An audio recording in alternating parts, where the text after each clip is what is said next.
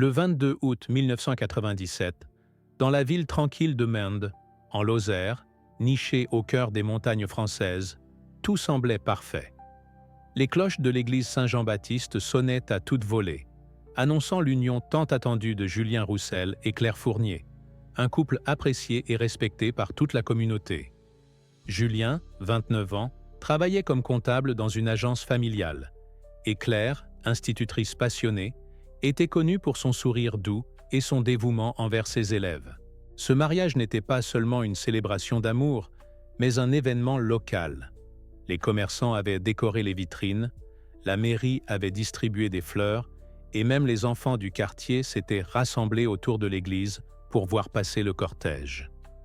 Julien portait un costume gris perle confectionné sur mesure par un tailleur lyonnais, une pièce élégante, classique, à l'image de l'homme qu'il était. Il tenait fermement la main de Claire lorsqu'ils ont dit « oui » devant l'autel, et les larmes d'émotion roulaient sur les joues de leurs parents. La fête battait son plein dans la salle communale. Musiciens locaux, buffets copieux, vins du pays, et danse jusqu'au petit matin. Mais vers 22h45, alors que la soirée touchait à son apogée, Julien annonça discrètement à un ami qu'il devait prendre l'air 5 minutes. Il sortit dans la cour arrière, sous un ciel d'été étoilé, et ne revint jamais. Le vide qu'il laissa fut immédiat et total. Au début, ses proches pensèrent à un malaise ou à une crise d'angoisse. Des invités fouillèrent les alentours, appelèrent son nom, allèrent jusqu'à la route principale et même vers les bois voisins. Rien. Pas de traces, pas de téléphone portable. Il n'en avait pas. Et surtout, pas de raison apparente. Julien était un homme calme, aimant, sans dette, sans conflit connu. La police fut alertée avant minuit, et une battue fut organisée dès l'aube suivante. Pendant des semaines, on parcourut la campagne, les lacs, les routes, les chemins, les forêts. Affiches, émissions de radio, appels à témoins. Mende tout entière se mobilisa. Mais Julien semblait s'être évaporé. Pour Claire, le cauchemar ne faisait que commencer. Comment accepter de ne pas savoir, de ne pas avoir de corps ni d'explication? Un jour, elle se mariait, le lendemain, elle était seule, face à un mystère qu'aucun enquêteur ne parvenait à élucider. Et vous, de quelle ville et de quel pays regardez-vous cette histoire? Dites-le dans les commentaires. Chaque message compte, et parfois, un détail peut tout changer. Les jours suivants, la disparition de Julien furent les plus sombres que Mende ait connues depuis longtemps. Claire, incapable de dormir ou de manger, passait ses journées entre le commissariat, les bois et les rives du Lot, répétant inlassablement les mêmes questions auxquelles personne ne pouvait répondre. Les forces de l'ordre, bien que diligentes, se retrouvaient face à une énigme sans aucune piste concrète. Aucune empreinte inhabituelle dans la cour arrière, aucun témoin d'un véhicule suspect ou d'une silhouette étrange. Le photographe du mariage affirma qu'il avait capté des images jusqu'à 22h30, mais aucune ne montrait Julien après cette heure-là. Le buffet n'avait pas été touché, sa voiture était restée garée à sa place et son portefeuille était encore dans sa veste suspendue dans la salle. Tout semblait figé, comme si le temps lui-même avait décidé de jouer un mauvais tour. Très vite, les hypothèses les plus folles commencèrent à circuler. Une fugue volontaire, une double vie, une crise psychotique, voire même un enlèvement ciblé. Mais aucune de ces versions ne collait avec ce que tout le monde connaissait de Julien. Un homme discret, honnête, aimant, qui n'avait jamais causé de tort à personne. Claire, soutenue par ses parents et quelques amis fidèles, refusa de croire à une fuite volontaire. « Il m'aimait, je l'ai vu dans ses yeux, il ne m'aurait jamais laissé ainsi », répétait-elle devant les journalistes venus de tout le pays pour couvrir l'affaire.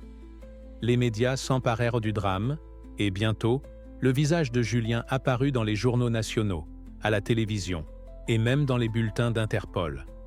Des centaines de lettres arrivèrent chez Claire. Messages de soutien, témoignages anonymes, rêves étranges, visions. Certains affirmaient avoir vu un homme ressemblant à Julien à Bordeaux, à Marseille, voire en Belgique. Toutes les pistes furent vérifiées, et toutes menèrent à des impasses. Pendant ce temps, la vie de Claire se figeait. Elle quitta son emploi, évita les lieux publics et s'enferma dans la maison conjugale qu'ils avaient achetée ensemble quelques mois avant le mariage. Chaque pièce lui rappelait une promesse, un projet, un instant volé au bonheur. Et chaque coin de cette maison devenait aussi le reflet de l'absence. Les jours passèrent, puis les mois, et bientôt, les années, sans réponse, sans Julien. Au fil des années, le cas de Julien Roussel devint l'un des mystères non résolus les plus énigmatiques de la région. Pourtant, après un certain temps, l'attention médiatique s'estompa. Les autorités passèrent à d'autres enquêtes, et les voisins, bien que toujours compatissants, reprirent le cours normal de leur vie. Seule Claire resta figée dans le temps. Chaque anniversaire de mariage, chaque 22 août, elle déposait un bouquet de fleurs blanches devant l'église, au même endroit où elle avait dit oui, en pensant que ce serait pour la vie. Dans sa maison, le costume de Julien restait soigneusement suspendu dans l'armoire de leur chambre, protégé par une housse en tissu gris, comme un reliquaire silencieux d'un passé interrompu. Pendant longtemps, Claire refusa d'y toucher. Elle craignait que l'ouvrir ne fasse s'écrouler ce qu'elle avait construit pour survivre, une routine de souvenirs, de rituels et de silence. Pourtant, en 2009, après 12 années de vide, un événement inattendu allait briser cette immobilité. Ce jour-là, Claire reçut un appel de l'ancienne boutique de couture où le costume de Julien avait été réalisé. La couturière, maintenant retraitée, avait décidé de fermer définitivement l'atelier et triait ses archives. Elle était tombée sur une commande datée de juillet 1997, dans laquelle Julien avait demandé une double couture cachée dans la doublure intérieure de la veste, une demande inhabituelle.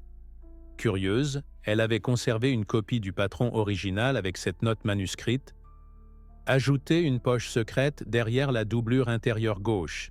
Discrétion absolue. » Le cœur de Claire se serra à la lecture de ces mots. Pourquoi Julien aurait-il voulu cela? Était-ce simplement un caprice stylistique? Ou le début d'une piste restée invisible jusque-là? Bouleversée mais résolue, Claire retourna chez elle et, pour la première fois depuis 12 ans, décrocha le costume de son mari.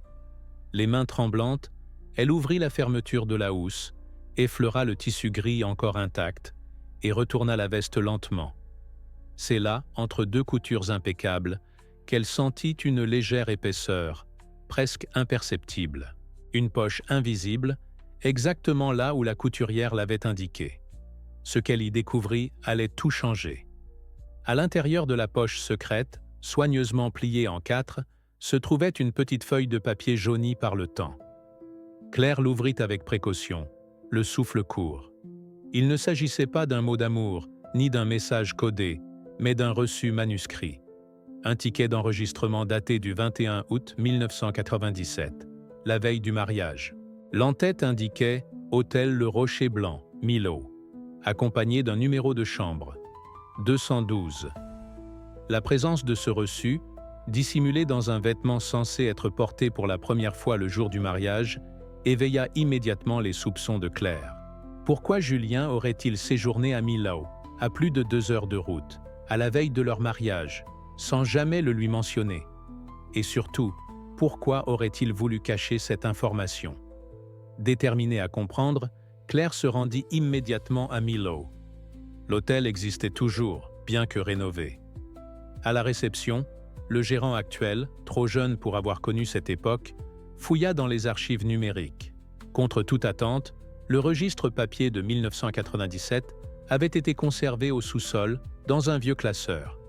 Il confirma que Julien Roussel avait bien occupé la chambre 212, mais pas seul. Un deuxième nom figurait sur l'enregistrement: Michel Béranger. Ce nom résonna immédiatement dans la mémoire de Claire. Michel Béranger était un ancien camarade d'université de Julien, un homme qu'elle n'avait rencontré qu'une seule fois, brièvement, lors d'un dîner en 1995. Julien l'avait décrit comme un ami distant, un homme un peu excentrique, passionné de politique et de voyage.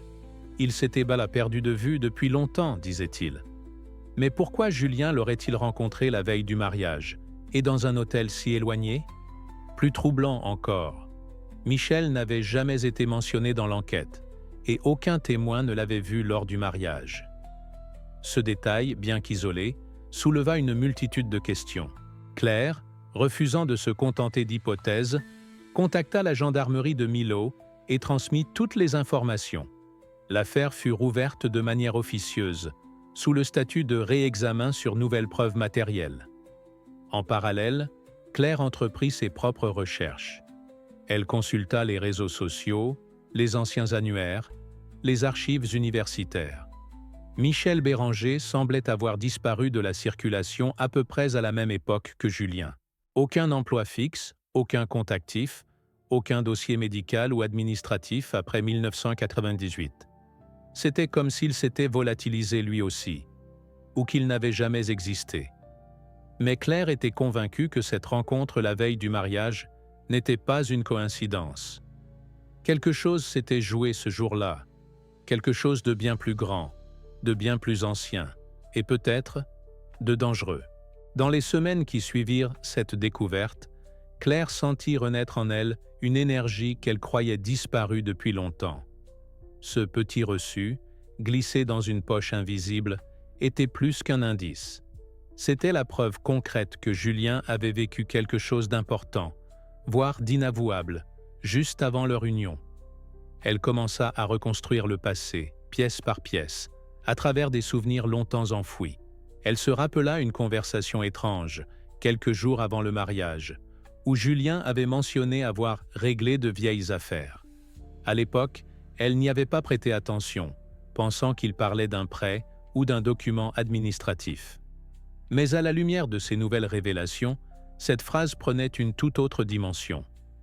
Claire retourna dans leur ancien appartement, celui qu'ils avaient d'aller quitter peu avant de se marier. L'immeuble n'avait pas changé. À la cave, elle retrouva une vieille malle métallique contenant quelques affaires de Julien qu'il n'avait jamais eu le temps de déballer.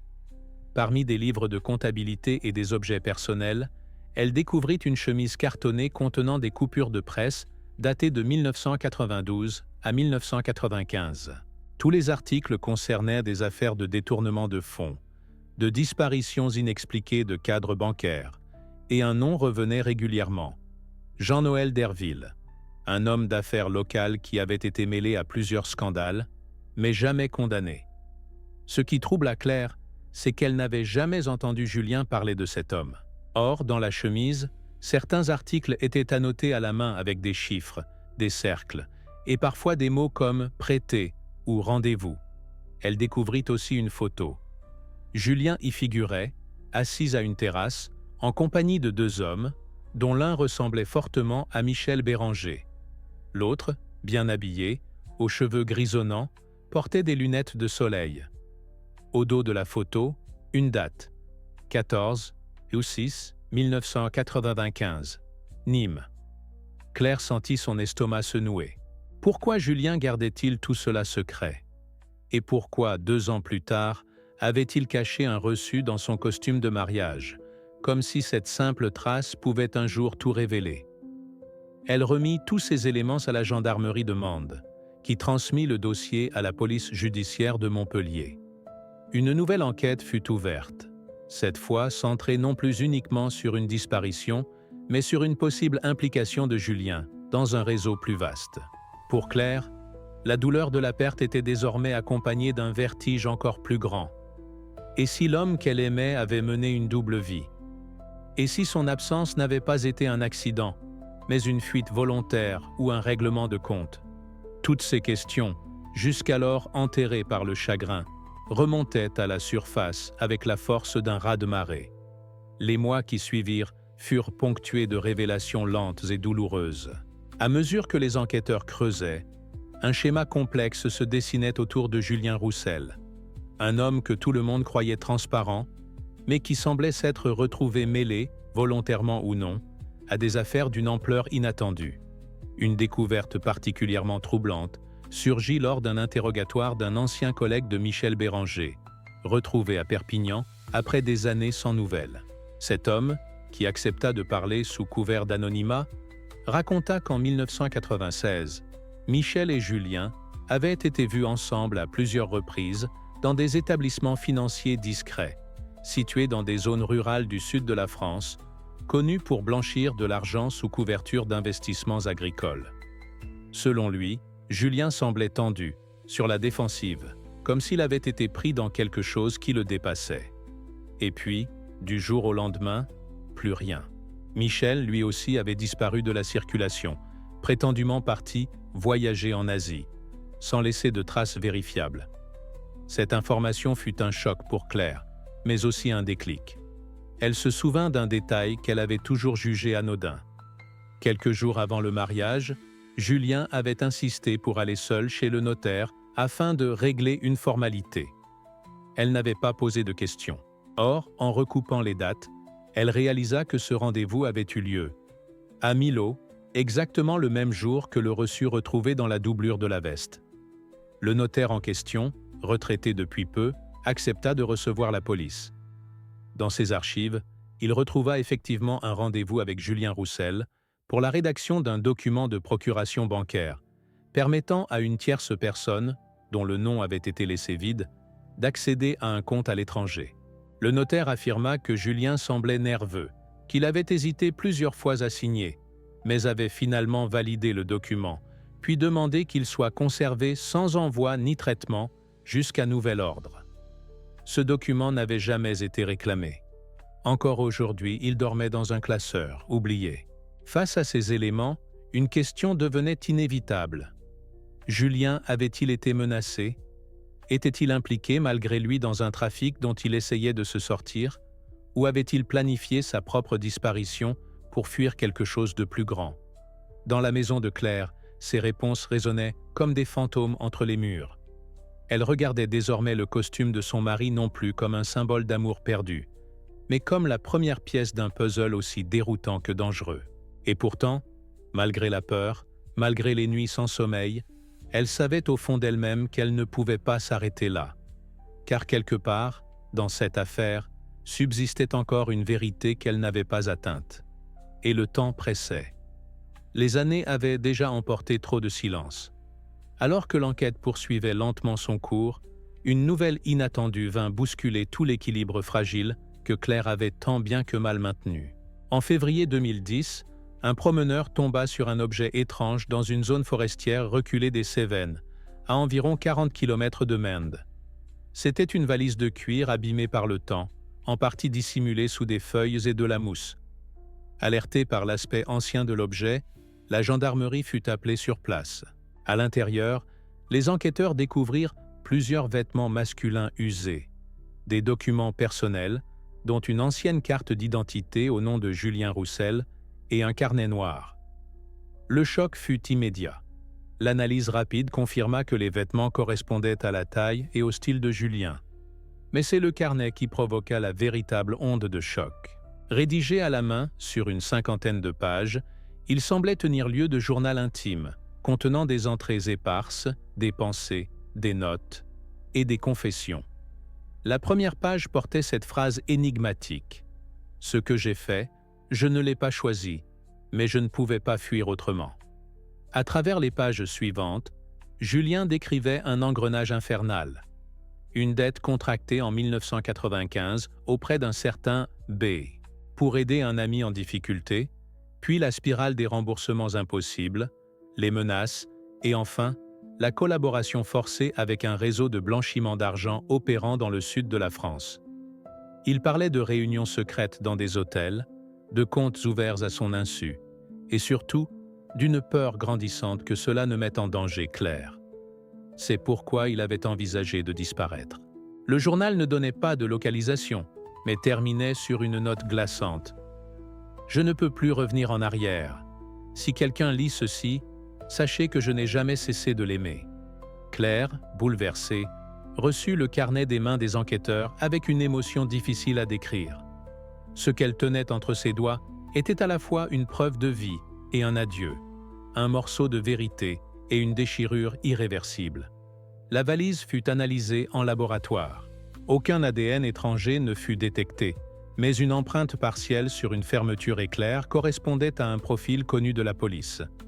Un certain Damien Gauthier, déjà impliqué dans des affaires de détournement de fonds dans les années 90.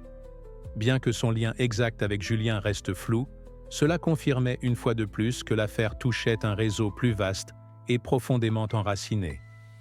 La justice reprit le dossier, et Claire, désormais au cœur de l'affaire, devint partie civile. Elle assistait aux audiences, relisait inlassablement le carnet et coopérait avec les autorités, espérant toujours une seule chose: savoir ce qu'il était advenu de l'homme qu'elle aimait. Était-il encore vivant, caché quelque part? Ou cette valise était-elle la dernière trace de son existence? Alors que les semaines passaient et que les enquêteurs poursuivaient leurs recherches, Claire recevait de plus en plus de témoignages étranges, souvent anonymes, certains vagues, d'autres troublants. Une femme âgée de la région d'Alès affirma avoir vu Julien en 2002, travaillant dans un petit restaurant comme serveur sous un autre nom. Un ancien chauffeur routier jurait l'avoir reconnu dans un relais d'autoroute, près de Toulouse, amaigri, nerveux, évitant tout contact visuel. Mais aucun de ces témoignages ne pouvait être confirmé. Puis, en avril 2010, un appel changea la direction de l'enquête. Un homme, qui se présenta comme ancien employé d'un gîte rural près du lac de Villefort, affirma que pendant l'été 1999, un client solitaire était resté là plusieurs semaines, utilisant de faux papiers, et qu'il ressemblait fortement à Julien. Il avait peu parlé, mais avait laissé derrière lui un objet étrange, une boîte métallique verrouillée, cachée dans un faux plafond de la chambre. Les gendarmes se rendirent immédiatement sur place. Le gîte, encore en activité, n'avait jamais remarqué la cache. Lorsqu'ils ouvrirent la boîte, ils découvrirent plusieurs photos, certaines montrant Julien seul dans des lieux reculés, d'autres le présentant avec un enfant inconnu. Le plus étonnant fut une lettre pliée, adressée à C. Claire. Dans cette lettre, Julien écrivait avec douleur qu'il avait choisi de disparaître pour la protéger, et que ce qu'il avait vu, ce à quoi il avait participé sous la contrainte, ne pouvait jamais être exposé sans conséquence. Il parlait d'un réseau de corruption impliquant des personnalités influentes, de menaces répétées, et de son choix de redevenir un fantôme. Il concluait par ces mots: « Je vis, mais je ne suis plus moi. Je t'aime pour toujours. Pardonne-moi. » Cette lettre, bien qu'authentifiée, n'apportait aucune localisation, aucune date exacte. Elle servait de confession, d'explication, mais laissait encore tant de mystères. Qui était cet enfant sur les photos? Julien avait-il refait sa vie? Était-il toujours en fuite? Ou était-il depuis tombé dans un piège fatal tendu par ceux qu'il dénonçait à demi-mot? Les autorités ouvrirent une enquête parallèle sur les réseaux mentionnés dans la lettre, mais sans preuve concrète, sans nom précis. L'affaire s'enlisait à nouveau. Pour Claire, pourtant, cette lettre fut un électrochoc. Pendant 13 ans, elle avait vécu dans l'ombre du doute. Maintenant, elle savait que Julien n'était pas parti par désamour ou faiblesse, mais par instinct de survie. Et peut-être par amour. Malgré les preuves accumulées, la justice française hésitait à rouvrir officiellement le dossier comme une affaire criminelle. Sans corps, sans aveu, et avec des indices épars, l'histoire de Julien Roussel restait juridiquement une disparition non élucidée. Pourtant, pour Claire, il ne faisait plus aucun doute que Julien avait été la victime collatérale d'un système corrompu, d'un engrenage criminel auquel il avait tenté d'échapper pour la protéger. Les médias, eux, recommencèrent à s'intéresser à l'affaire. Des journaux nationaux titrèrent « Le mari disparu était-il un lanceur d'alerte ?» Une femme retrouve le fil d'un mystère vieux de 12 ans. Des émissions télévisées invitèrent Claire, qui, malgré sa réserve, accepta de parler. Non pas pour attirer l'attention sur elle, mais pour faire entendre la voix de Julien. Dans chaque intervention, elle montrait des copies du journal, de la lettre, des photos. Elle racontait leur histoire d'amour, leur mariage interrompu, ses années de solitude, et les pièces éparses qu'elle avait lentement recollées. Les témoignages se multiplièrent. Un ancien employé de banque reconnut Julien dans une des photos. Un musicien de rue affirma avoir entendu parler d'un François qui vivait reclus près de la frontière espagnole, parlant peu mais jouant du piano avec une tristesse insondable. De son côté, Claire transforma sa douleur en quête de vérité. Elle engagea un détective privé pour explorer la piste espagnole. L'homme partit pour le Pays basque et le sud de la France, interrogeant discrètement les aubergistes, montrant la photo de Julien. Après plusieurs semaines, il revint avec une information qui glaça Claire. Dans un petit village près de la frontière, un homme appelé Jean-Luc, solitaire, parlant avec un accent français, avait vécu là entre 2005 et 2007. Il avait quitté précipitamment le lieu après une rixe dans un bar, laissant derrière lui un vieux sac en cuir. Ce sac fut récupéré par un habitant, qui confirma qu'il contenait une partition musicale annotée à la main et un médaillon gravé. C.J. Pour toujours. Claire fondit en larmes. C'était un cadeau qu'elle lui avait offert peu avant leur fiançailles.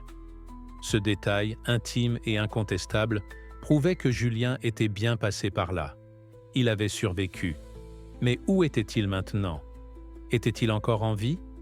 Ces questions, bien qu'insupportables, ne faisaient que raviver la détermination de Claire. Elle n'était plus seulement une épouse endeuillée. Elle était une survivante, une chercheuse de vérité, une voix pour un homme qui, peut-être, avait tenté de sauver bien plus que sa propre vie. Et désormais, elle savait qu'elle ne s'arrêterait pas tant qu'elle n'aurait pas découvert le dernier morceau du puzzle. 12 ans après la disparition de Julien Roussel, ce qui avait commencé comme une simple énigme personnelle s'était transformé en une affaire nationale. La vérité n'était plus seulement une affaire de couple, de deuil ou d'amour interrompu, mais une fenêtre entr'ouverte sur un monde souterrain de réseaux financiers, de menaces silencieuses et d'hommes poussés à l'ombre pour avoir su trop de choses. Claire, désormais figure publique discrète mais respectée, ne cessa jamais de chercher. En 2011, elle publia un livre, Le marié de l'ombre, où elle retraçait chaque étape de son enquête personnelle. L'ouvrage toucha des milliers de lecteurs. Certains y virent une histoire d'amour tragique. D'autres, une dénonciation courageuse des silences institutionnels. Mais pour Claire, c'était surtout une promesse tenue, celle de ne jamais abandonner Julien, même dans l'absence, même dans l'incertitude. L'histoire trouva un nouvel écho lorsque, en 2012, une initiative citoyenne fut lancée dans la région de Lozère. Une plaque commémorative fut posée à l'entrée de la mairie de Mende, portant l'inscription « À ceux qui disparaissent et à ceux qui les cherchent encore ». Claire assista à la cérémonie en silence, tenant dans ses mains le médaillon retrouvé, seul objet tangible d'un amour toujours vivant. Malgré l'absence de fin claire, malgré l'inconnu qui subsistait, elle savait qu'elle avait accompli ce que peu de gens auraient eu la force d'entreprendre. Elle avait affronté les mensonges, supporté le vide et continué à avancer. Chaque année, à la date de leur mariage, elle déposait un bouquet de pivoine, les fleurs préférées de Julien, au pied de l'église où tout avait commencé. Et à chaque fois, elle murmurait la même chose. « Si tu es quelque part, je suis là. Toujours. » Certains disaient qu'un jour, la vérité complète finirait par émerger. Que Julien, s'il était encore vivant, trouverait le courage de revenir. D'autres pensaient qu'il avait été emporté par la violence de ce qu'il avait découvert et que seules ses traces survivraient. Mais pour Claire, la vérité était déjà là. Dans chaque lettre, chaque photo, chaque silence.